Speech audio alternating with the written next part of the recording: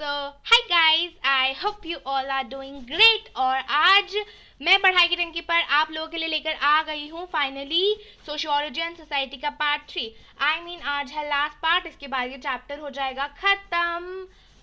So guys, let's get into the video.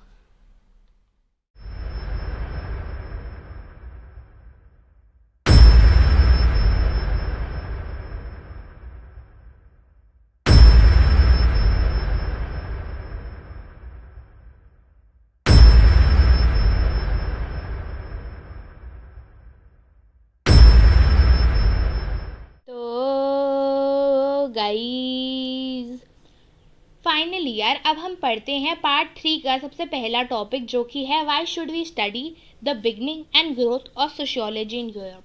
अब तुम सोच रहे होगे यार काम ही क्या है भाई यूरोप की बिगनिंग और ग्रोथ ऑफ सोशियोलॉजी पढ़ने में, है ना। इंडिया की पढ़ाओ समझ में भी आता है, ठीक है। तो यार आ जाओ समझते हैं क्यों पढ़ते हैं हम ये, ठीक है। तो काफ़ी सारे इश्यूज और कंसर्न्स सोशियोलॉजी से रिलेटेड हो रहे थे, है ना, यूरोपियन सोसाइटी में उठ रहे थे, ठीक है। क्यों? क्योंकि काफ़ी सारे चेंजेस आ रहे थे वहाँ पर, टमल्टुअस चेंजेस आ रहे थे, मतलब बहुत भयानक चेंजेस आ रहे थे, बहुत अलग, जो कि कभी लोगों ने सोचा भी नहीं होगा। आ कब रहे थे? 18th और 19th सेंचुरी के टाइम पर, ठीक है। क्यों आ रहे थे? बिकॉज भाई कैपिटलिज्म आया और इंडस्ट्रियलाइजेशन हुई, ठीक है, जैसा कि हमने पढ़ा था प्रीवियस सेशन में हमारे पार्ट 2 में, ठीक है। तो उससे रिलेटेड ना काफ़ी सारे इश्यूज रेज हुए, ठीक है। अर्बनाइजेशन ऑफ फैक्ट्री प्रोडक्शन, ठीक है, और काफ़ी सारे issues related to modern societies कि भाई मॉडर्न सोसाइटीज़ कैसे इमर्ज हो रही हैं, उनका मतलब रोल क्या है, क्या ड्रॉबैक्स हैं, क्या एडवांटेजेस हैं हमारे पास, वो सब चीज़ें, ठीक है। और इंडियन सोसाइटी के बारे में हम थोड़ा सा यहाँ पर पढ़ते हैं कि भाई इंडियन सोसाइटी ना अब दो चीज़ों की वजह से जानी जाती थी। पहली, उसकी इनक्रेडिबल डाइवर्सिटी, इतनी ज़्यादा हमारे पास अलग तरह की डाइवर्सिटी है, इतने सारे हमारे पास कल्चर्स हैं, रिलीजन्स हैं, है ना। और इंडिया का कॉलोनियल पास्ट, ये दो चीज़ों ने इंडियन सोशियोलॉजी को रिफ्लेक्ट करा, ठीक है। अगर ऐसी बात है कि हमें समझ में आ गया कि भाई इंडियन सोशियोलॉजी रिलेटेड है हमारे कॉलोनियल पास्ट से और उसकी डाइवर्सिटी से, तो यार why focus on Europe of that time? Answer ना काफ़ी सिंपल है। क्यों?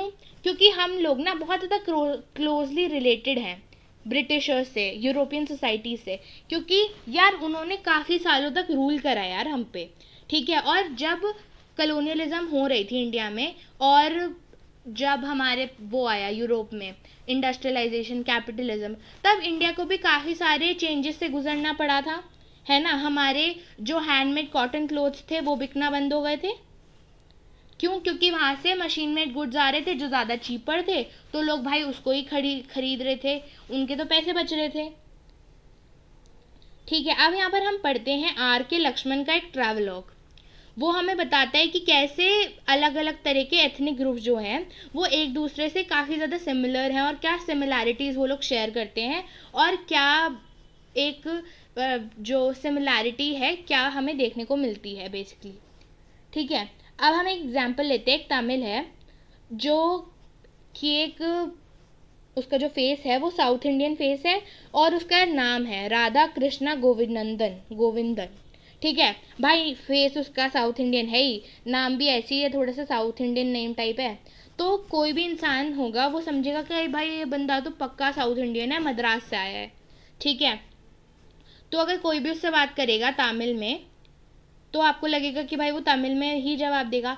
लेकिन अब यहीं पर देखो क्या डिफरेंस क्या आया, कि अगर कोई उससे तमिल में बात करता तो उसको तमिल समझ में नहीं आती, वो एक काफ़ी स्ट्रॉन्ग फ्रेंच एक्सेंट कि इंग्लिश में जवाब देता है, मतलब वो इंग्लिश बोलता है और वो भी काफ़ी स्ट्रॉन्ग फ्रेंच एक्सेंट के साथ, और काफ़ी अच्छे से बोल लेता है वो, ठीक है। उसको तो ये भी नहीं पता कि भाई तमिल बोलते कैसे हैं, he don't even know how to roll his tongue to speak Tamil, ठीक है। अगर आपने सोचा होगा कि भाई इंग्लिश बोलता है तो हो सकता है एक तमिल एक्सेंट में इंग्लिश बोलता वो, पर नहीं, वो भाई पूरा ही वो फिरंगी बन चुका था, ठीक है, जब वो मॉरिशस आया।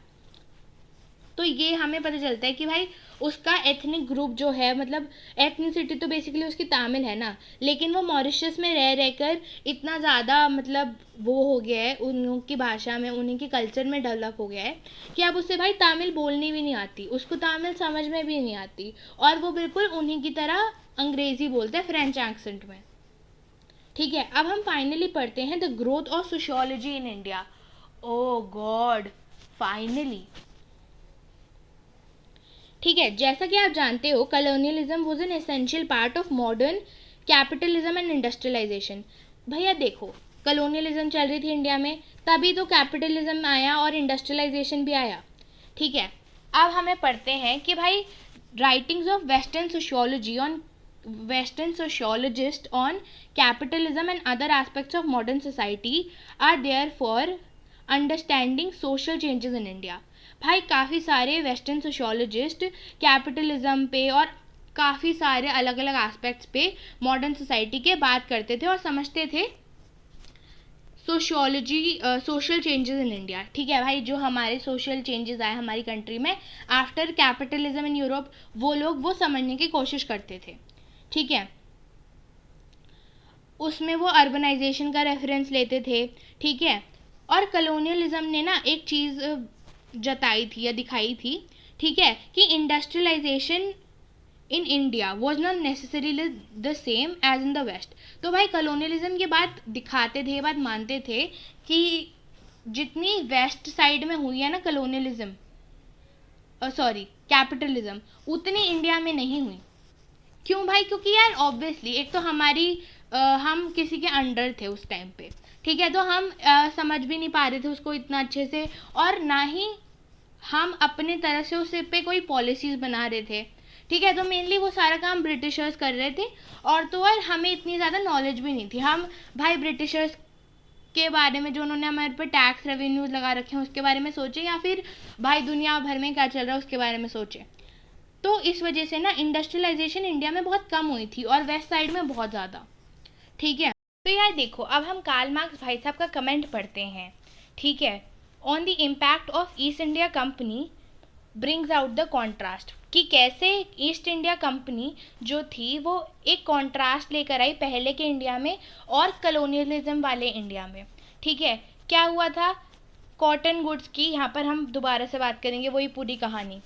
ब्रिटिशर्स के जो मशीन मेड कॉटन गुड्स थे दे वर चीप, हमारे हैंडमेड कॉटन गुड्स दे वर एक्सपेंसिव। कौन से अब यहाँ पर कॉटन गुड्स ज़्यादा चलेंगे? ऑब्वियसली जो ब्रिटिशर्स ने बनाए होंगे। इंडिया में भी वही चल रहे थे, और हमारी जो मतलब एक्सपोर्ट, हम जो कॉटन गुड्स इंग्लैंड में एक्सपोर्ट करते थे वो भी बंद हो गए, और अगर उन्होंने अलाउ भी करा तो बहुत क्रूअल टर्म्स पे करा, जिसमें हमें कोई फ़ायदा नहीं होगा, सिर्फ नुकसान ही नुकसान होगा। तो इन शॉर्ट दोनों जगह से हम हार ही गए। ठीक है, अब भाई क्या हुआ? Sociology in India also had to deal with Western writings and ideas about Indian society that were not always correct. Ideas were either on the account of colonial officials or Western scholars. अरे भाई पता नहीं क्या ही मिर्ची थी यार इन दोनों को। अब इंडिया के सोशियोलॉजी को के बारे में ये आइडिया लगाने लगे थे, इनके बारे में राइटिंग्स कर रहे थे। ठीक है, और वो ज़्यादातर गलत होती थी। क्यों? क्योंकि भाई वो कॉलोनियल ऑफिशियल्स के अकाउंट पे थी और वेस्टर्न स्कॉलर्स के अकाउंट पे थी। उन्होंने क्या ही स्टडी कर लिया इंडिया की सोसाइटी को, जो वो उसके बारे में वो कर रहे हैं, स्टडी कर रहे हैं, उसके बारे में आइडियाज़ दे रहे हैं, उसके बारे में राइटिंग्स दे रहे हैं। ठीक है, वो हमारे अकाउंट पे नहीं था, वो था ब्रिटिशर ऑफिशियल्स और वेस्टर्न स्कॉलर्स के अकाउंट पे। तो दैट वाज नॉट करेक्ट। ठीक है, और उनका जो था वो थे, उनका जो आइडिया था वो था कंटेम्प्रेरी विक्टोरियन रेवोल्यूशनरी आइडियाज़। ठीक है, यानी कि जैसे उनके यहाँ पर यूरोपियन रेवोल्यूशन आया उसके बारे में जो आइडियाज़ थे, और उनके यहाँ पर जो कैपिटलिज्म आया, इंडस्ट्रियलाइजेशन आया, इतनी सारी चीज़ें आई, उसके बारे में थे उनके आइडियाज़। ठीक है, western writers in the Indian villages और remnant of survival form what was called the infancy of society. ठीक है, मतलब वो कैसे देखते थे हमारे इंडियन विलेजेस को? इन्फेंसी ऑफ सोसाइटी, मतलब ये एक सर्वाइवल पीरियड है, बचपना है सोसाइटी का। ठीक है, मतलब उन्होंने देखा कि भाई इंडियन सोसाइटी जो हमारा जो कल्चर है वो अभी तक ग्रो ही नहीं हुआ, वो अभी ग्रो होगा। और उन्होंने कैसे इंटरप्रेट करा इंडियन सोसाइटी को?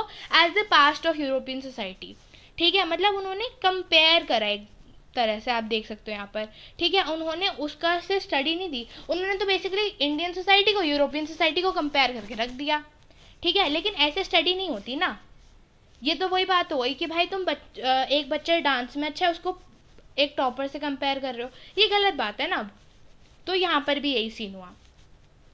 ठीक है, और काफ़ी सारे evidence of the colonial heritage of countries like India is the distinction often made between social anthropology and sociology.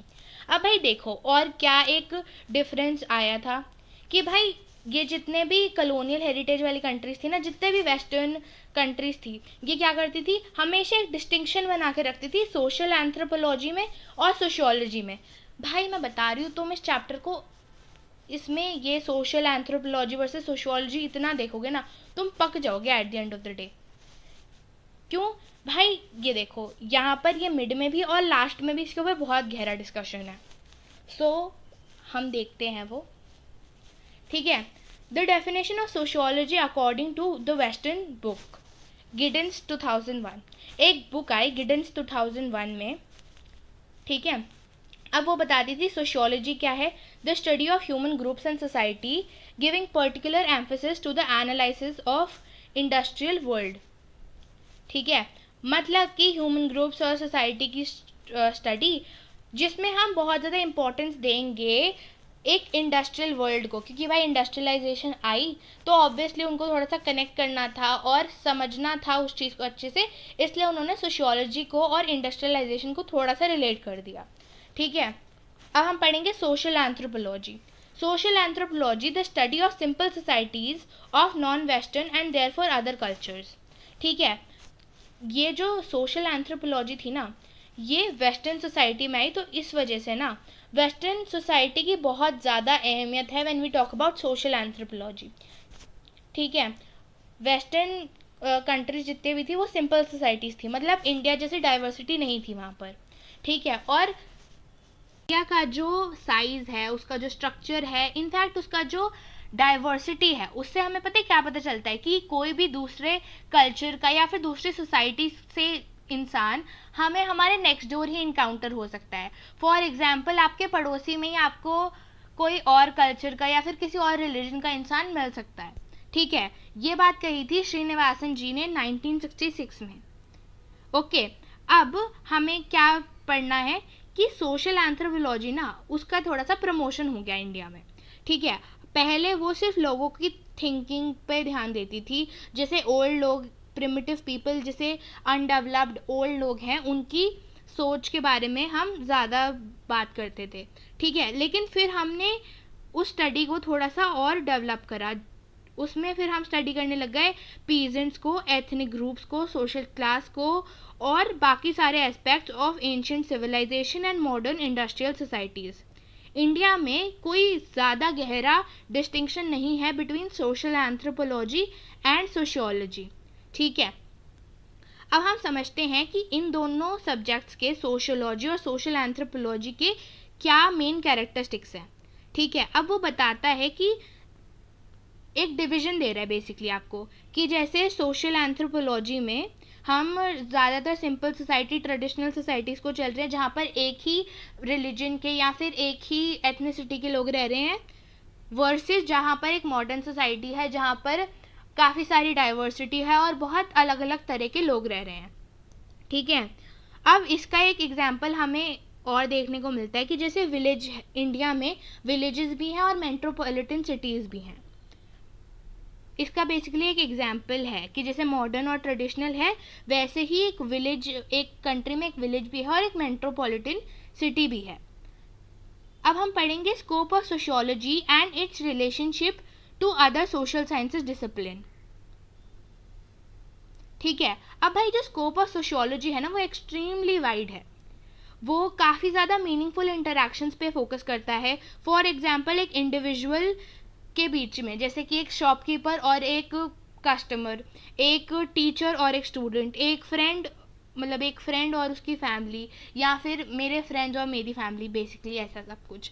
ठीक है, इससे हमें क्या पता चलता है, एक शॉपकीपर और एक कस्टमर के बीच में हमें एक समझ में आएगा कि उन दोनों की सोशोलॉजिकल अंडरस्टैंडिंग क्या है। वैसे ही अगर टीचर क्या पढ़ा रही है या टीचर अगर कोई एक्स्ट्रा ज्ञान दे दिया तो उसकी सोशोलॉजिकल अंडरस्टैंडिंग क्या है, और स्टूडेंट जैसे जवाब दे रहा है उसकी सोशोलॉजिकल अंडरस्टैंडिंग क्या है।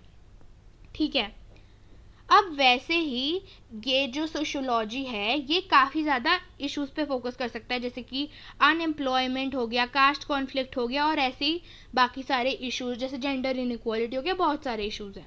ठीक है, अब हमें क्या बताता है कि डिसिप्लिन ऑफ सोशियोलॉजी बेसिकली है क्या, तो वो हमें बताता है कि सोशियोलॉजी सिर्फ वो नहीं है कि वो क्या पढ़ता है, बल्कि सोशियोलॉजी ये भी है कि वो कैसे किसी चीज़ को पढ़ता है। ठीक है, what it studies and also how it studies a chosen field। ठीक है, अब जैसे ये अनएम्प्लॉयमेंट है तो अनएम्प्लॉयमेंट में वो क्या पढ़ेगा वो तो इम्पोर्टेंट है ही, बट वो कैसे पढ़ेगा वो भी इम्पोर्टेंट है। ठीक है, sociology one of a group of social sciences which also include anthropology, economics, political science and history। ठीक है, तो ये सारे और भी सोशल साइंसेस के सब्जेक्ट को इंक्लूड करता है सोशियोलॉजी। ओके, ठीक है, the division among the various social sciences are not clear cut and all share certain range of common interest, concepts and methods. To differentiate the social sciences would be to exaggerate the differences and gloss over the similarities। ठीक है, अब basically इसका मतलब ये हुआ कि हम social sciences को और सोशोलॉजी को बहुत ज़्यादा ऐसे डिवाइड नहीं कर सकते, बहुत एक गहरा डिफरेंस नहीं बता सकते। क्यों? क्योंकि है ही नहीं। अगर हम डिफरेंस बताना भी चाहें तो वो उसका मतलब ये हो गया कि हम डिफरेंसेस को बहुत बढ़ा चढ़ा के बता रहे हैं और सिमिलैरिटीज़ को छुपा दे रहे हैं। ठीक है, अब फेमिनिस्ट थ्योरी हमें समझाती है कि कैसे हमें एक इंटरडिसिप्लिनरी अप्रोच की ज़रूरत है। मतलब कि हम अगर किसी एक चीज़ को पढ़ रहे हैं तो हम उससे इक्वल जो दूसरी चीज़ है उसको भी इक्वली पढ़ें, उसको भी इक्वली हम क्वेश्चन करें। ठीक है, ठीक है, अब इसका एक एग्जाम्पल जो फेमिनिस्ट थ्योरी देती है वो ये है कि पॉलिटिकल साइंस और इकोनॉमिस्ट अपने जेंडर रोल्स जब पढ़ें तब वो एक इंटरडिसिप्लिनरी अप्रोच लगाएं कि भाई अगर इकोनॉमिस्ट ये पढ़ रहे हैं कि सिर्फ mens are allowed to mens generate the most of the income, तो फिर उनको एक ये भी इंटरडिसिप्लिनरी अप्रोच लगानी चाहिए और वुमेन के जेंडर रोल्स के बारे में भी पढ़ना चाहिए, या फिर वुमेन के इकोनॉमिक रोल्स के बारे में भी पढ़ना चाहिए। ठीक है, अब हम पढ़ेंगे सोशियोलॉजी एंड इकोनॉमिक्स। ठीक है, so let's begin. Economics is the study of production and distribution of goods and services. ठीक है, अब भाई अब इकोनॉमिक्स क्या है, आपके दिमाग में क्या आता है जब आप इकोनॉमिक्स को पढ़ते हो तो यहाँ सुनते हो तो भाई पैसा, price, demand, supply, money flow, output, input ratios, ये सब चीज़ें आती हैं आपके दिमाग में। ठीक है, अब economists who are influenced by a political economic approach seek to understand economic activity in a broader framework of ownership and relationship between the means of production. Main objective of economic analysis was to formulate precise laws of economic behavior। अब भाई इसका मतलब कि economist जो कि बहुत ज़्यादा influence होते हैं पॉलिटिकल इकोनॉमी से, वो क्या ध्यान देते हैं जब भी वो इकोनॉमिक एक्टिविटी पे ध्यान देते हैं कि भाई ओनरशिप, जैसे पब्लिक और प्राइवेट सेक्टर्स। ठीक है, कि भाई प्रोडक्शन कैसे हो सकती है। ठीक है, मीन्स ऑफ प्रोडक्शन कि भाई ये प्रोडक्शन के वेज लीगल हैं, इलीगल हैं, या फिर कौन सा ज़्यादा अच्छा है हमारी पॉलिटिकल सिस्टम के लिए, कौन सा एवरेज है, कौन सा बुरा है, किससे हमें फ़ायदा होगा, किससे नहीं होगा। ठीक है, तो ये हो गया एक इकोनॉमिस्ट जब उनको पॉलिटिकल फील्ड में इंटरेस्ट होगा। ठीक है, और उनका बेसिकली इकोनॉमिस्ट का मेन ऑब्जेक्टिव क्या होता है, प्रिसाइज लॉज बनाना ऑफ इकोनॉमिक बिहेवियर। ठीक है, अब हम इसमें पढ़ेंगे सोशियोलॉजिकल अप्रोच का क्या मतलब है इकोनॉमी में। ठीक है, तो वो समझते हैं सोशियोलॉजिकल अप्रोच हम यहाँ पर इसलिए लगाते हैं कि हम समझ पाएँ सोशल नॉर्म्स को, वैल्यूज़ को, प्रैक्टिसेस को लोगों के और लोगों के इंटरेस्ट को जब भी हम इकोनॉमी की बात करते हैं। फॉर एग्जांपल, अगर किसी कंपनी को अपना कोई प्रोडक्ट की एडवर्टाइजिंग करवानी है, किसी अपने प्रोडक्ट का वो करवाना है, मार्केटिंग करवानी है, तो यार आप उस प्रोडक्ट के मार्केटिंग में ये तो नहीं बोल दोगे ना कि फॉर एग्जांपल आप मैकडॉनल्ड्स चलाते हो या फिर आप कोई पिज़्ज़ा कंपनी चलाते हो, तो आप इंडिया में अपने बिल्कुल सारे नॉनवेज फ्लेवर्स इंट्रोड्यूस कर देते हो, ठीक है, और यूएस में जाके सारे वेज फ्लेवर्स इंट्रोड्यूस कर देते हो, ठीक है। तो ये बहुत ना गलत सीन हो गया। क्यों? क्योंकि भाई इंडियन के जो इंटरेस्ट हैं वो मैक्सिमम है वेज खाने में, ठीक है, और यूएसए के जो इंटरेस्ट हैं वो ज़्यादातर नॉन वेज में हैं। भाई तो ये तो तुम गलत कर रहे हो ना अगर तुम एकदम ऐसे इंटरचेंज कर दोगे तो। इसीलिए लोगों के वैल्यूज़ को, लोगों के प्रैक्टिसेस को, लोगों के इंटरेस्ट को जानना बहुत ज़रूरी है। फॉर एग्जाम्पल, अब अगर अगरबत्ती का ऐड है तो उसको वो लोग एडवर्टाइजिंग मार्केटिंग टीम जो है वो उसको वैल्यूज़ के साथ जोड़ देगी हमारे, तो लोगों को वो इंटरेस्टिंग लगेगा, लोग उस प्रोडक्ट को ख़रीदेंगे, उनकी मार्केटिंग हो गई।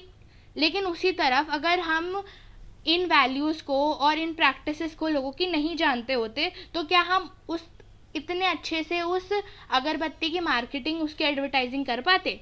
नहीं कर पाते, है ना। अब जो कॉरपोरेट सेक्टर है, जो उनके मैनेजर्स होते हैं, उनको इस चीज़ का बहुत अंदाज़ा होता है, ठीक है, तो वो लार्ज इन्वेस्टमेंट करते हैं एडवर्टाइजमेंट में। कैसी लार्ज इन्वेस्टमेंट होती है? वो पैसों की नहीं, वो क्या सोचते हैं उसमें कि भाई हम लोगों के, अगर हमें अपना कोई प्रोडक्ट लॉन्च करना है तो उससे हम लोगों के लाइफस्टाइल को कैसे स्ट्रक्चर कर सकते हैं, कैसे उनके कंजम्पशन पैटर्न को समझ सकते हैं, जिससे कि हम एक अच्छी ऐड दे पाएँ जिससे लोग हमारे प्रोडक्ट को खरीद लें, ठीक है। Trends with economics such as feminist economics seek to broaden the focus, drawing in gender as a central organizing principle of society. अब भाई देखो, वो क्या कहते हैं कि फेमिनिस्ट इकोनॉमिक्स जो होती है ना, वो ये कहते हैं कि हमें जेंडर रोल्स पे बहुत ज़्यादा फोकस करना पड़ता है। जैसे कि अगर एक मैन है जो पैसा कमा रहा है तो हमें उसमें देखना पड़ेगा कि भाई विमेन कौन से फील्ड में ज़्यादा अच्छा काम कर सकती है और विमेन का क्या रोल है इसमें, एक सोसाइटी को इस तरह से रीशेप करने में, या फिर इस अपनी सोसाइटी में ये इकोनॉमिक रोल निभाने के लिए, ठीक है। अब इकोनॉमिक्स का जो एक डिफाइंड रोल है वो आता है सोशियोलॉजी को हाईली फोकस्ड और कोहेरेंट डिसिप्लिन बनाने में। कोहेरेंट डिसिप्लिन मतलब एक बहुत ज़्यादा लॉजिकल डिसिप्लिन बनाने में इकोनॉमिक्स का बहुत ज़्यादा काम है।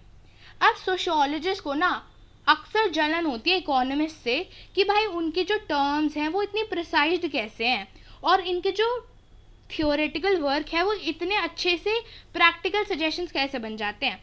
अब फॉर एग्जांपल जो हमारे देश के बड़े बड़े इकोनॉमिस्ट लोग हैं, उन्होंने तो भाई थियोरेटिकली पढ़ा है, लेकिन वो ऐसे अप्लाई करते हैं, उसे ऐसे प्रैक्टिकली इतने अच्छे से अप्लाई करते हैं कि आज उसी की वजह से हमें हमारी इंडियन इकोनॉमी में फ़ायदा भी हो सकता है और नुकसान भी हो सकता है ना, ठीक है। लेकिन तब भी इकोनॉमिस्ट को कई बार सफ़र भी करना पड़ता है इस वजह से, क्योंकि वो इंडिविजुअल बिहेवियर को, कल्चरल नॉर्म्स को और इंस्टीट्यूशनल रेजिस्टेंस को इग्नोर कर देते हैं। अब पियरे बोर्डियो जो हैं उन्होंने 1998 में लिखा, एक ट्रू इकोनॉमिक साइंस वही है जो हर इकोनॉमी की कॉस्ट को देखता है, नहीं ना कि सिर्फ कॉरपोरेशंस की कॉस्ट, बल्कि ऑल्सो क्राइम रेट्स और सुसाइड्स की कॉस्ट भी हम उसमें इंक्लूड करते हैं। हम उसमें इंडिविजुअल की खुशी भी डालते हैं, सिक्योरिटी भी डालते हैं, जैसे कि इंडिविजुअल की एक सोसाइटी में, या फिर फॉर एग्जांपल अगर हम किसी विलेज की बात कर लें माइक्रो लेवल पर, तो उसमें दलित की क्या सिक्योरिटी हम उसमें वो भी काउंट करेंगे, ठीक है। अब भाई sociology unlike economy usually does not provide with technical solution but it encourages a questioning and critical perspective, ठीक है। अब यार हालांकि वो दोनों सिमिलर नहीं हैं, सोशियोलॉजी और इकोनॉमी, लेकिन उन दोनों ने ना कॉन्टिन्यूसली बोरो करा है एक दूसरे से, तो यहीं पर हम समझते हैं कि सोशियोलॉजी ने उनका तरीका बोरो करा है। वो इतना ज़्यादा एक बार एक सही सटीक सोल्यूशन नहीं दे सकते जैसे मैथ्स में होता है, इकोनॉमिक्स में होता है, लेकिन वो क्या करते हैं, इकोनॉमिक्स का उन्होंने क्रिटिकल पर्सपेक्टिव ले रखा है, ठीक है, और एक क्वेश्चनिंग वो डेवलप करते हैं कि अगर ये ऐसे नहीं हुआ तो ये ऐसे हो सकता है, या फिर अलग अलग चीज़ें कि अगर ये है तो ये ऐसा क्यों है, वो सब चीज़ें उन्होंने उससे ले रखी है। ठीक है, और इससे क्या हेल्प मिलती है कि हम अपने बेसिक अजम्पशंस को प्रूव कर पाते हैं और उसको आगे प्रैक्टिकली अप्लाई करने में वो कामयाब होता है, और हम समझ पाते हैं कि ये गोल जो है, जो एक सोशियोलॉजिस्ट ने सेट करा हुआ होता है, उसकी सोशल डिज़ायरेबिलिटी है या नहीं है। हम सिर्फ उसके मतलब कि भाई चलो अच्छा ये गोल है, ये ऐसे है, ये ऐसे है, ये इसलिए ज़रूरी है, ये इसलिए नहीं ज़रूरी है। ठीक है, ये हो गई इसकी टेक्निकल बातें। लेकिन क्या ये लोगों के लिए कामयाब साबित होगा, लोगों को ये हेल्प करेगा, वो भी समझता है ये। ठीक है, और सोशियोलॉजी जो है वो एक बहुत अच्छी अंडरस्टैंडिंग देता है अबाउट सोशल सिचुएशन, जो कि आज तक कोई भी सोशल साइंस का सब्जेक्ट नहीं दे पाया है। अब हम बात करेंगे सोशियोलॉजी एंड पॉलिटिकल साइंस की। तो गाइस देखो, पॉलिटिकल साइंस और सोशियोलॉजी के बीच तो क्या भाई अंधा तोड़ू रिलेशन था। अब ना हम उस रिलेशन को समझते हैं। जो कन्वेंशनल पॉलिटिकल साइंस थी ना, मतलब थोड़ी सी एक्चुअल पुरानी पॉलिटिकल साइंस जो थी, वो किस पे फोकस करती थी? पॉलिटिकल थ्योरी पर और गवर्नमेंट एडमिनिस्ट्रेशन पर। ठीक है, लेकिन लोगों को किसी ऐसी ब्रांच की ज़रूरत थी जो उनका पॉलिटिकल बिहेवियर समझ पाए, और स्पेशली पॉलिटिकल पार्टीज़ को ज़रूरत थी जो उनका पॉलिटिकल बिहेवियर समझ पाए। ठीक है, क्योंकि जो पॉलिटिकल साइंस का, कन्वेंशनल पॉलिटिकल साइंस का जो थ्योरी पार्ट था, वो तो कार्ल मार्क्स और प्लेटो के आइडियाज़ के आगे बढ़ता ही नहीं था, और उनको थ्योरेटिकली उसमें पढ़ते थे वो लोग, फॉर्मल स्ट्रक्चर ऑफ गवर्नमेंट और उनका एडमिनिस्ट्रेशन का काम कैसे होता है। लेकिन जब एक पार्टी आ जाती है सत्ता में, या फिर एक पार्टी का उससे पहले भी जब वो अपनी रैलीज ऑर्गेनाइज करवा रही होती है, तब उसका एक्चुअल ऑपरेशन क्या है उसकी तो किसी ने बात ही नहीं करी। कैसे वो अपना मैनिफेस्टो बनाते हैं, किस बेसिस पे वो बनता है, वगैरह वगैरह। ठीक है, sociology is devoted to the study of all aspects of society. ठीक है, लेकिन हमारी सोशियोलॉजी भाई किसी फॉर्मल ऑर्गेनाइजेशन को, फॉर्मल स्ट्रक्चर नहीं पढ़ती। वो क्या करती है, सोसाइटी के जितने भी सारे एस्पेक्ट्स हैं ना, वो सबको पढ़ती है। ठीक है, लेकिन कन्वेंशनल पॉलिटिकल साइंस ने हमेशा अपने आप को रिस्ट्रिक्ट कर के रखा स्टडी ऑफ पावर, जैसे कि फॉर्मल इंस्टीट्यूशन में या फॉर्मल ऑर्गेनाइजेशन में जो पावर है वो पढ़ना है ना। तो sociology stresses the interrelation between sets of institutions including government, whereas political science studied the process within the government and the political institutions. देखो अब ना अलग अलग पॉलिटिकल साइंस अलग अलग पढ़ती थी कि अच्छा गवर्नमेंट ऐसे काम कर रही है और जो पॉलिटिकल इंस्टीट्यूशंस में ऐसे काम हो रहा है, लेकिन दोनों का रिलेशन ही नहीं बताया कि भाई अगर इस पॉलिटिकल इंस्टीट्यूशन की वजह से इस गवर्नमेंट को ऐसा फंक्शन हो रहा है, या फिर ये गवर्नमेंट ऐसा फंक्शन इसलिए कर रही है क्योंकि ये इनके पॉलिटिकल इंस्टीट्यूशन से ऑर्डर आया है, या जो भी है। ठीक है, उसका इंटर रिलेशन ही नहीं पड़ा कि एक दूसरे को दोनों कैसे अफेक्ट कर सकते हैं या करते हैं। ठीक है, लेकिन सोशियोलॉजी ने भी ना कुछ टाइम तक ये सिमिलर इंटरेस्ट रखा था अपना पॉल साइंस के साथ। ठीक है, तो सोशियोलॉजी लाइक मैक्स वेबर, उन्होंने ये सोचा कि भाई पॉलिटिकल सोशियोलॉजी को हम क्या बोले, मतलब उसको डिफाइन कैसे करें। तो फिर वो फाइनली एक डेफिनेशन पर आए। वो डेफिनेशन ये थी, they termed the political sociology as the study of political behaviour. अब हम पढ़ेंगे सोशियोलॉजी एंड हिस्ट्री। भाई तुम्हें ना एक बात समझनी पड़ेगी। अब हिस्ट्री ना मतलब एक रूल है, कि हिस्ट्री का मतलब है पास्ट, और हिस्ट्री हमेशा पास्ट को ही पढ़ेगी। ठीक है, तो सोशियोलॉजिस्ट का इंटरेस्ट आया इसमें, जैसे कंटेम्प्रेरी और रीसेंट पास्ट जो होता है ना, उसको उनमें इंटरेस्ट आया। जैसे कि अभी हमने बहुत बात करी इसकी, कलोनियलिज्म की और कैपिटलिज्म की, इंडस्ट्रियलाइजेशन की, तो इन चीज़ों में बहुत इंटरेस्ट आया हमारे सोशियोलॉजिस्ट को। ठीक है, तो हिस्टोरियंस क्या काम क्या है? हिस्टोरियंस फोकस करते हैं कि भाई इवेंट क्या हुआ। ठीक है, वो बताते हैं कि भाई अच्छा ये इवेंट था, ये ऐसे ऐसे हुआ, इस राजा ने उस राजा को मारा, ये लड़ाई ऐसे हुई। ठीक है, लेकिन हमारे सोशियोलॉजिस्ट भाई साहब यहाँ क्या करते हैं पता है? वो एक कॉजल रिलेशनशिप निकालते हैं कि भाई अच्छा ये कॉज हुआ, और जो घटना घटी, जो हमारे हिस्टोरियंस बता रहे हैं, उस कॉज से उस घटना का क्या रिलेशन है। या फिर जो कॉज वो है वो किस चीज़ से कॉज हुआ, मतलब वो कॉजल रिलेशनशिप्स देखते हैं कि भाई अच्छा ये हुआ, ऐसे हुआ, ये कैसे हुआ, ये इससे हुआ, ठीक है। और हिस्ट्री जो होती है ना वो बहुत कंक्रीट डिटेल्स पढ़ती है, मतलब कि भाई अच्छा ऊपर ऊपर से पढ़ती है वो कि अच्छा जो मतलब बड़ी बात होगी, जैसे राजा महाराजा की लड़ाई हुई तो इट्स बिगर देन कि हमारे ग्राउंड लेवल पे क्या चल रहा है, रियलिटी में क्या चल रहा है, नॉर्मल घरों में क्या सिचुएशन है, ठीक है। लेकिन सोशियोलॉजिस्ट को बहुत इंटरेस्ट आया उसमें, ठीक है, तो उन्होंने उसको पढ़ा कि भाई अच्छा ये सिचुएशन यहाँ पर चल रही है, यहाँ पर दो राजा महाराजाओं की लड़ाई चल रही है, तो जो हमारे नॉर्मल लोग हैं जो अपने घरों में बैठे हुए हैं उन पे इसका क्या इम्पैक्ट पड़ रहा है ना। और उनको ये भी इंटरेस्ट आया कि भाई पहले मतलब हमारी हिस्ट्री में कैसे रिलेशनशिप्स थे, जेंडर रिलेशनशिप्स कैसे थे, वो सब चीज़ों में भी उन्हें बहुत इंटरेस्ट आया। लेकिन अगर हम आज के डेट में देखें तो historians today are equally involve in doing sociological methods and concepts in their analysis. लेकिन आजकल ना हिस्टोरियंस भी थोड़ा बहुत मेथड्स और कॉन्सेप्ट्स इंक्लूड कर लेते हैं सोशियोलॉजी के, ठीक है। Conventional history has been about the history of kings and war, the history of less glamorous और exciting events as changes in land relations or gender relations with the family has traditionally been less studied by historians but form the core area of sociologist interest, ठीक है, हमने इसकी बात करी अभी। लेकिन अगर हम आज की डेट में देखें तो history is far more sociological and social, ठीक है, क्योंकि आजकल आप अगर सोशियोलॉजी पढ़ते हो ना तो उसमें काफ़ी ज़्यादा आपको सोशियोलॉजिकल रेफरेंस भी मिलते हैं कि भाई अच्छा ये सिचुएशन चल रही थी तो लोगों का ये इस पर रिएक्शन था। फॉर एग्जाम्पल आप अगर आज आपने फ्रेंच रेवोल्यूशन पढ़ा तो उसमें आपने ये भी पढ़ा होगा कि भाई विमेन का क्या रोल था, चाहे बहुत साइड लाइन रोल ही क्यों ना हो, लेकिन आपने पढ़ा था, तो वो एक सोशियोलॉजिकल स्टफ आया उसमें, ठीक है। और उसने सोशियोलॉजिकल पैटर्न्स को देखा कि भाई अच्छा यहाँ पर ऐसे सोशल पैटर्न चल रहे थे, यहाँ पर विमेन को इतना ज़्यादा सपोर्ट करने वाला कोई नहीं था, यहाँ पर विमेंस का इतना ज़्यादा रोल नहीं था। क्यों नहीं था? क्योंकि भाई विमेन को इतना इक्वल अपॉर्चुनिटीज़ नहीं मिलती थी या जो भी है, ठीक है। तो इन सब चीज़ों को अब हम पढ़ने लग गए हैं हिस्ट्री में भी, और इस वजह से act of rulers, wars, monarchy, इन सब चीज़ों को हमने थोड़ा सा कम कर दिया है पढ़ना। इसको पढ़ते हैं, अच्छे से पढ़ते हैं, लेकिन जितना ज़रूरी होता है उतना ही पढ़ते हैं, बहुत ज़्यादा डीप में नहीं जाते उसके। और उसके साथ साथ हम थोड़ा सा सोशियोलॉजिकल स्टफ भी पढ़ने लग गए हैं। अब हम पढ़ेंगे sociology and psychology. Psychology is often described as a science of behaviour.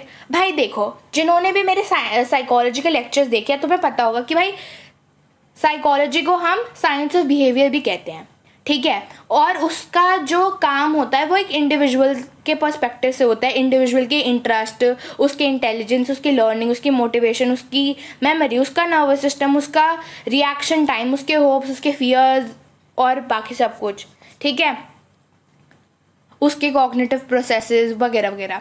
Social psychology is concern with how individual behaves in social group collectively with other individuals, ठीक है। फॉर एग्जाम्पल आप अपने एक फ्रेंड ग्रुप में हो, आपका वहाँ पर एक बेस्ट फ्रेंड है, ठीक है, और उसके साथ आपके बेस्ट फ्रेंड का एक और बेस्ट फ्रेंड है, ठीक है।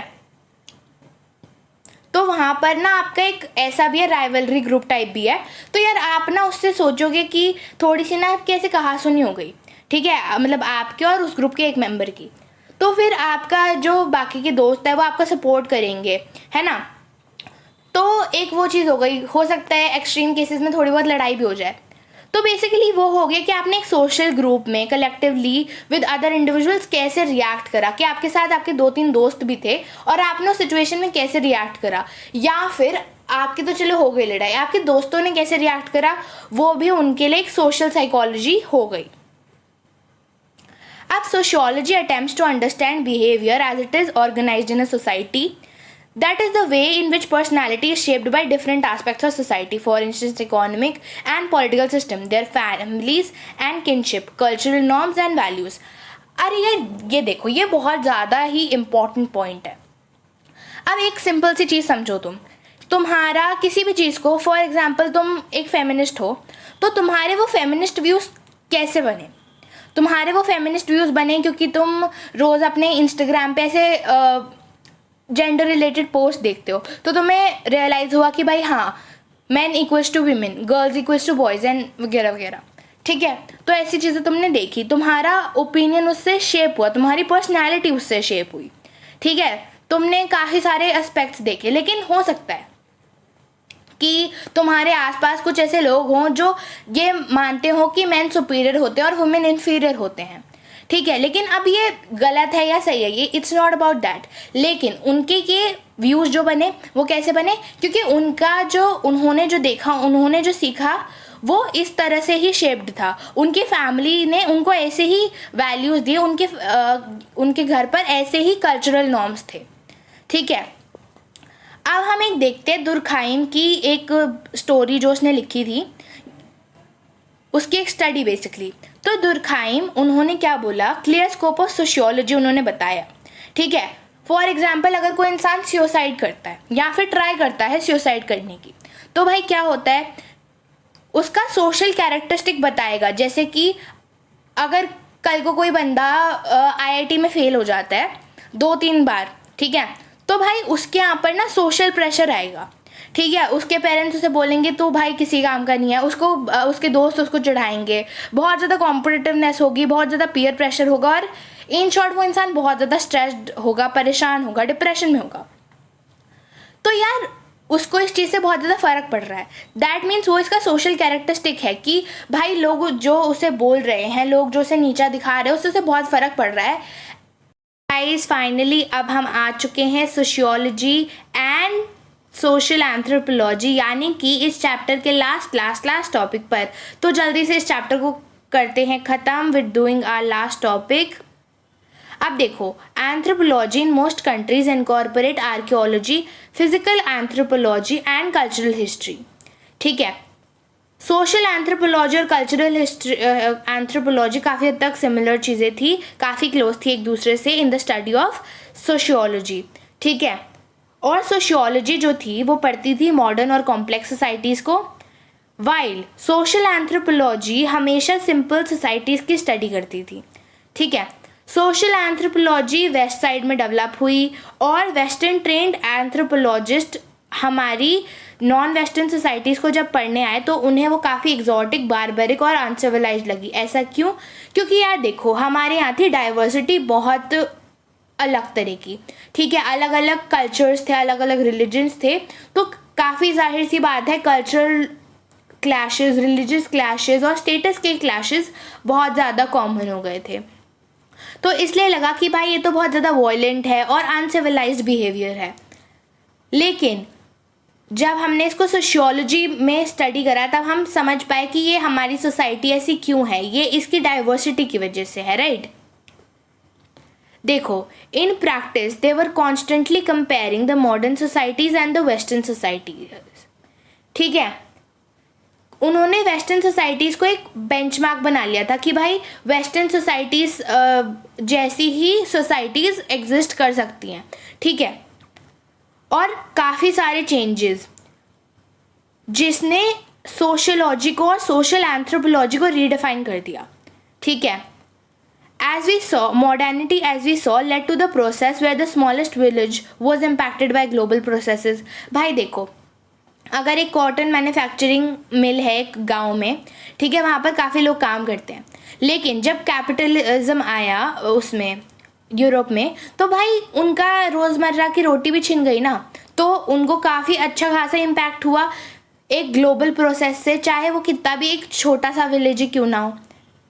और कोई भी रिमोट विलेज में कितने बार आपने पढ़ा है कि भाई ब्रिटिश कलोनियलिज्म के टाइम पे लैंड लॉज लग गए थे और ना जंगल जो थे वो बंद कर दिए गए थे, ठीक है। तो क्या हुआ, उसकी वजह से हमारी जो मैन्युफैक्चरिंग इंडस्ट्रीज़ थी, इंडिया की जो मैन्युफैक्चरिंग इंडस्ट्रीज़ थी वो कोलैप्स कर गई। क्यों? क्योंकि यार अब जंगल में वो लोग जिस काम के लिए जाते थे वो काम उनका बंद हो गया, तो जो सामान वो लेते थे वो भी बंद हो गया। तो इस वजह से इन मैन्युफैक्चरिंग इंडस्ट्रीज़ ने प्रोडक्ट तो मैन्युफैक्चर कर दिया, लेकिन उनको कोई ख़रीदने वाले ही नहीं थे, तो सब उनका जो काम था वो डूब गया। अब देखो, social anthropology tends to study simple societies in all the aspects as whole, whereas sociologist study complex societies and would therefore often focus on parts of society like bureaucracy, religion or caste or a process such as social mobility. ठीक है.